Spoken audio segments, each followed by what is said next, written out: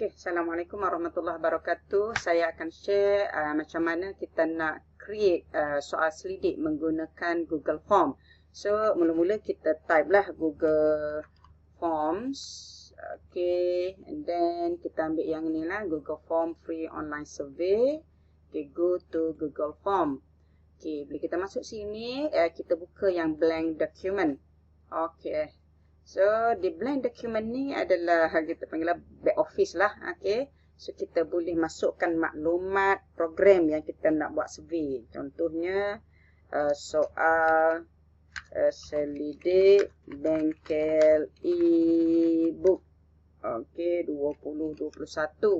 Dan kita masuk sikit maklumat berkaitan bengkel. Macam contohnya, tarikh katakanlah 20 hingga 21 Januari 21, lepas tambah masa contohnya 8 hingga 5 petang. Okey, di sini kita boleh juga tambah gambar untuk nak mencantikkan lagi borang soal selidik kita ni. Kita boleh tambah gambar. Kalau gambar, katakanlah saya ambil gambar bengkel-bengkel saya sebelum ni, saya browse dalam ni. Okey, kita boleh ambil contoh, saya akan ambil gambar bengkel saya. Okey.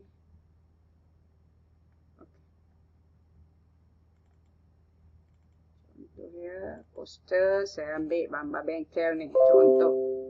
Okey. Okey, so gambar ni akan di-upload dalam ni. Okey, dah timbul dah gambar ni. And then kalau ada apa-apa lagi boleh tambah lagi di sini And then kita boleh mulakan dengan maklumat apa yang kita nak peserta kita isi. Biasanya maklumat pertama ni nama. Okey, sila isi nama penuh anda contohlah. Jadi biasanya nama ni kita contoh. Di sini ni kita ada contoh pilihan yang kita nak peserta kita isi. Short answer, paragraph, multiple choice. Okey. Yang ni biasa kita gunalah multiple choice, text box ataupun linear scale. Okey, so untuk sila isi nama penuh anda ni biasa kita hanya nak short answer. Okey, and then pilihan ni biasanya kita kata ini ada required. Maknanya selagi peserta tak isi, dia tak boleh nak move ke next soalan. So tak nak peserta kena isi juga. So kita kena klik required. So and then kita boleh move kepada next soalan. Kalaulah next soalan kita formatnya sama, so kita just duplicate di sini. Di mana? Duplicate. This one. Kita duplicate. Duplicate contoh soalan tadi. Okey, katakan di sini kata tulis nombor kad pengenalan anda. Okey. So kita tulis ya short answer text contohnya. Okey, and still short answer. Okey, katakanlah soalan yang kedua kita nak tanya dalam bentuk ya ataupun tidak. So kita klik di sini add question. So di add question katakanlah kita kata adakah anda pernah mengikuti bengkel menulis e-book sebelum? Okey, adakah anda pernah mengikuti bengkel menulis e-book? Okey, cukuplah soalan gitu kan. So soalan ni maknanya kemungkinan ya ataupun tidak. So di sini dia dah ada contoh suggestion ya ataupun tidak. Kalaulah kita nak pilih, kita boleh je terus pilih ya. Okey, and then kita add another tidak. Okey, so yang ni kita dah tak nak ni. Kalau nak tambah mungkin ya. Kalau dah tak nak, kita dah cukup dengan ya ataupun tidak, kita just pangkah yang tadi. Kita pangkah yang tadi. Kita hanya nak dua respon sahaja. So hanya ada dua respon sahaja di sini. Katakanlah tak ada suggestion di sini, kita boleh ganti perkataan di sini. Okey. Untuk next question sama je. Katakanlah kita nak tambah bentuk yang sama, kita duplicate. Kita duplicate. Okey, contohnya adakah anda ingin menyertai lagi bengkel anjuran kami? Okey, contohlah. Okey, ya, tidak, ataupun kita nak tambah satu lagi. Mungkin. Di sini tak ada tambahan kan. So kita tambahlah kenapa tak boleh nak tulis ni? Add option. Okey, mungkin. Okey, mungkin. mungkin. Okey. So other ni kita tak nak. Okey, 3 pilihan kita tambah.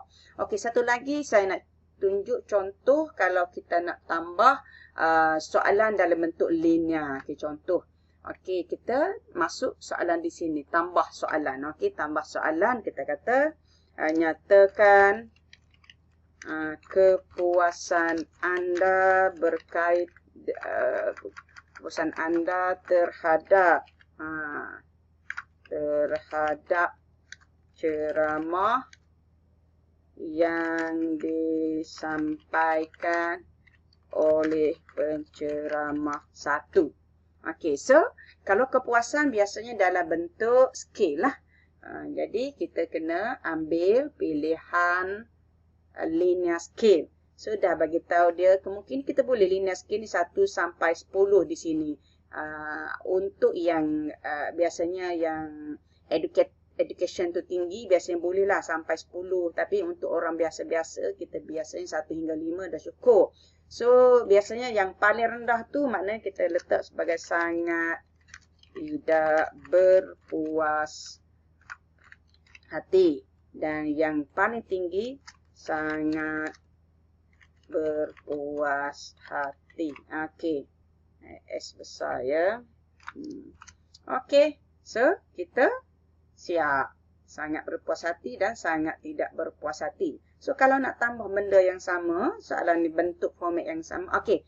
Dia akan keluar dalam bentuk macam ni. Kan? Okey lah. Maknanya kalau lah peserta nanti dia isi menyatakan kepuasan anda, peserta boleh klik je yang mana-mana di sini. Okey. So, kita boleh tambahlah lagi kalau ada soalan-soalan dalam bentuk kita panggil apa, dalam bentuk scale macam ni. Cumanya kalau saya suka tambah di sini sedikit. Sila tandakan pada jawapan. Sila tik. Okey, sila tik. Contohlah tik pada jawapan yang anda fikir sesuai.